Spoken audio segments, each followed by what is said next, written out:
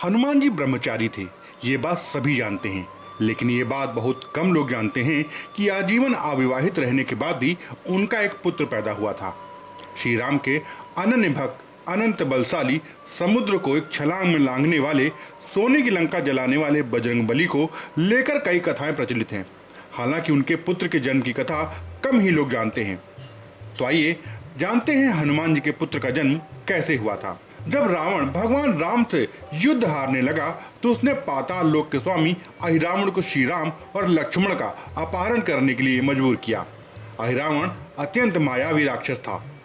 उसने हनुमान का रूप धारण करके श्री राम और लक्ष्मण का अपहरण किया और उन्हें पाताल लोक ले गए। जब इस बात का पता चला तो भगवान राम के शिविर में हाहाकार मच गया और उनकी खोज होने लगी। बजरंगबली श्री राम और लक्ष्मण को ढूंढते हुए पाताल में जाने लगे। पाताल लोक के 7 द्वार थे और हर द्वार पर एक पहरेदार था। सभी पहरेदारों को हनुमान जी ने परास्त कर दिया, लेकिन अंतिम द्वार पर उन्हीं के समान बलशाली एक वानर पहरा दे रहा था। दिखने में एकदम अपने जैसा वानर को देखकर हनुमान जी को आश्चर्य हुआ। उन्होंने जब उस वानर से परिचय पूछा तो उसने अपना नाम मकरध्वज बताया और अपने पिता का नाम हनुमान बताया। मकरध्वज के मुंह से पिता के रूप में अपना नाम सुनकर हनुमान अत्यंत क्रोधित हो गए और बोले कि यह असंभव है, क्योंकि मैं आजीवन ब्रह्मचारी रहा हूँ। फिर मकरध्वज ने बताया कि जब हनुमान जी लंका जलाकर समुद्र में आग बुझाने कूदे थे तब उनके शरीर का तापमान बहुत ज्यादा था।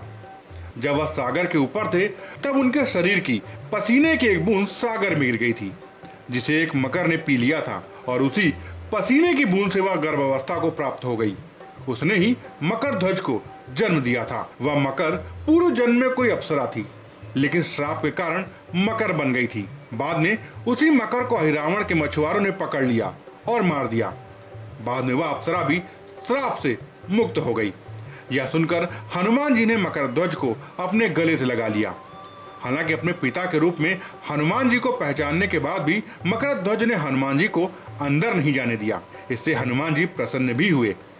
बाद में दोनों के बीच जमकर युद्ध हुआ और अंत में हनुमान जी ने अपनी पूंछ से उसे बांधकर दरवाजे से हटा दिया और फिर श्री राम लक्ष्मण को मुक्त कराया। बाद में भगवान श्री राम ने मकरध्वज को ही पाताल का नया राजा घोषित कर दिया। दस्तक टाइम्स की तरफ से ज्येष्ठ माह के पहले मंगलवार की आप सभी को हार्दिक शुभकामनाएं। ताजा तरीन खबरों के लिए सब्सक्राइब करना ना भूलें दस्तक टाइम्स। बेल आइकन दबाकर पाएं देश विदेश की लेटेस्ट खबरों की नोटिफिकेशन।